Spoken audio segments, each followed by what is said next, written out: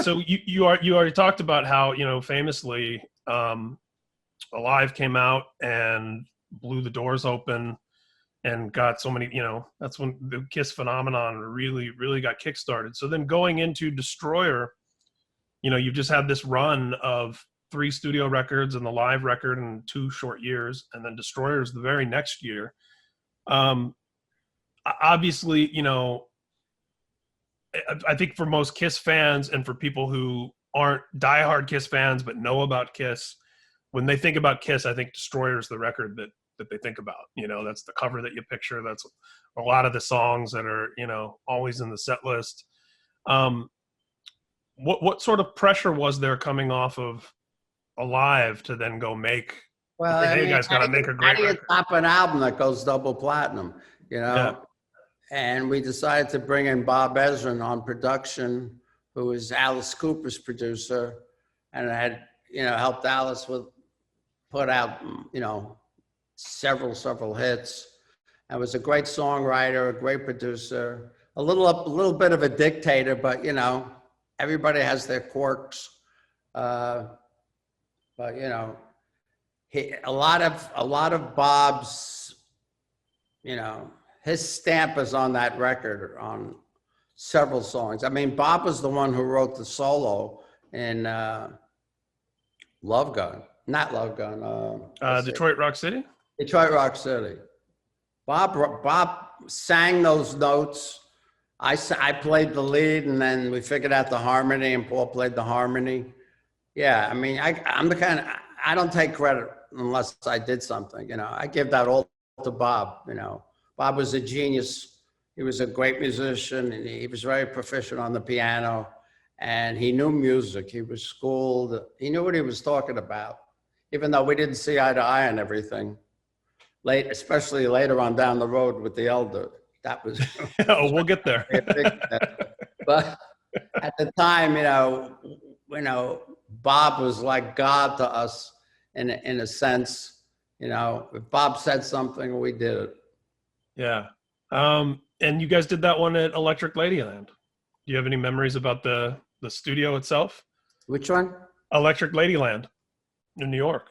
Or the first session for that anyway, right? That was an amazing studio. I mean, it was like it's hard to describe. I was there a couple of years ago, and I did an interview there and played guitar with some guy, and you can find it on YouTube. But it's not the same. They changed it a little.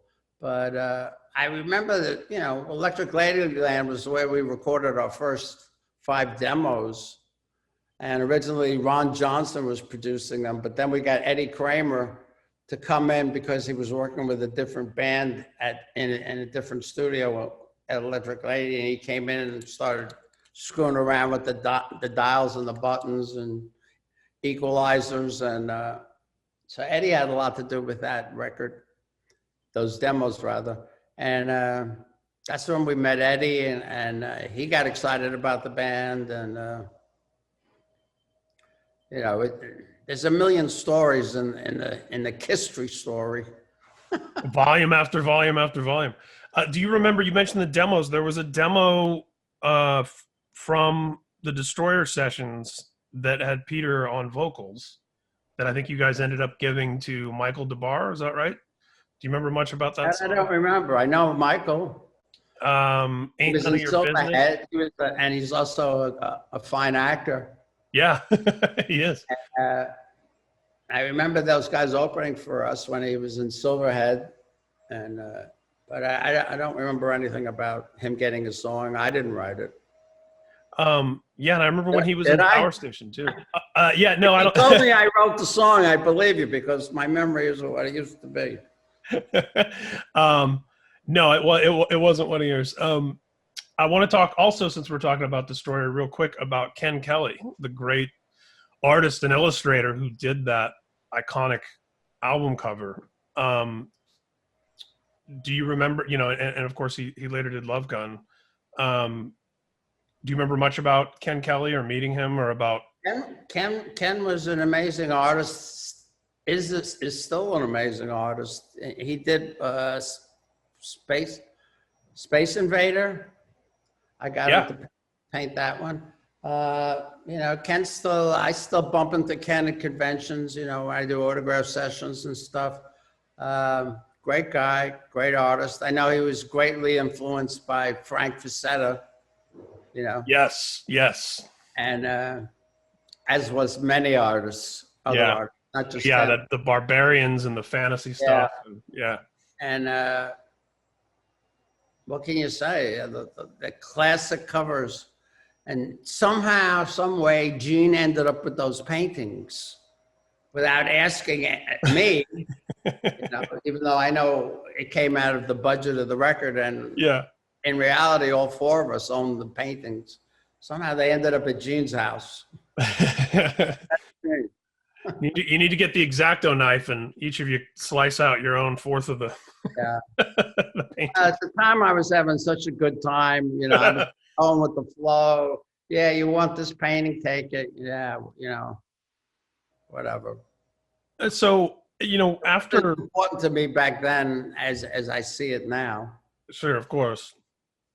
When you think about Beth, obviously, and not to belabor Beth because a lot's been said about that, but did that open the floodgates a little more for the idea that you know, okay, Paul and Gene are mainly singing, but Peter's singing now, and Peter's got a hit song that he's singing. Was that sort of more of another step towards you eventually taking on more of a frontman role? What was the question? Sorry, just thinking about Beth becoming such a big hit, and did that kind of open the door within the band to you and Peter both?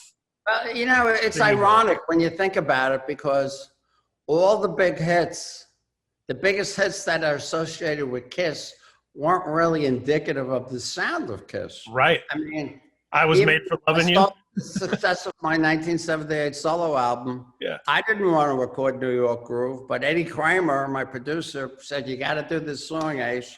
Turned out to be my biggest hit. You know, Beth is a great song and was a huge hit. But I mean, when you think of Kiss, it really isn't indicative of our sound. Yeah.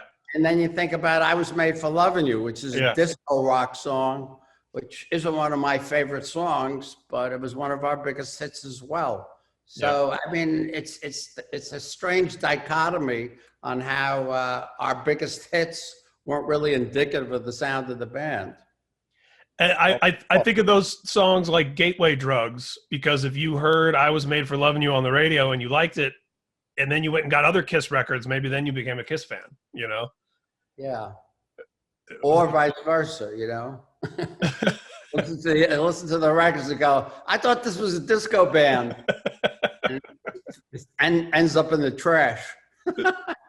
So we've talked about Eddie Kramer a couple times already. So Eddie Kramer, of course, did Rock and Roll Over. What do you remember about Rock and Roll Over? That's another icon. The album covers. I mean, it's hard to talk about Kiss and not talk about the album covers every time, because that album covers. Rock and Roll Over was a very different album for us, because we decided not to do it in a recording studio. We actually rented out a theater, the Nanuet Theater in the Round, which at the time wasn't very far from where I was living. I just gotten married to Jeanette, and I was 30 minutes or less from the studio. And what we did was we set up on this round stage, and Eddie Kramer built a control room in one of the offices, and we had snakes going down to the drums and amps. And it was a very different record, but it was a lot of fun to do, because, you know, we experimented with different types of recording techniques. And that's one of the things I loved about Eddie.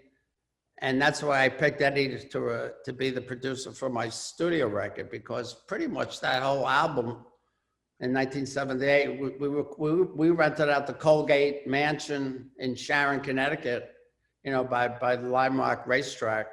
And pretty much me and Eddie did that whole record. I did all the overdubs, did all the vocals. I mean, I had Will Lee from the world's most dangerous band play bass on 2 tracks, but I did all the vocals other than, except for the instrumental Fractured Mirror. And I got some help on New York Groove with a couple of girls singing backgrounds with me. But, that was a very interesting experience. Me and Eddie played around with different types of ambience because back then, you didn't have Pro Tools, you didn't have digital recording. So to get certain ambient sounds that you can get really easily now by pressing a button, we had to create it. We had amplifiers in the marble bathroom. We did acoustic guitars in the library, which was mostly wood, and we put the drums in the center of the entranceway and had microphones up on top on the second floor, and we got natural ambience on the drums that way. So, I mean, it was a fun process. And then the recording, it was recorded in a truck. We had rented a truck, Fedco, with a board and monitors, and everything was done, via wire. It was snakes, and it turned out great, though. I mean, I always like doing things spontaneously and trying new things, whether it works or whether it doesn't work. At least you tried it, instead of doing the same thing over and over again.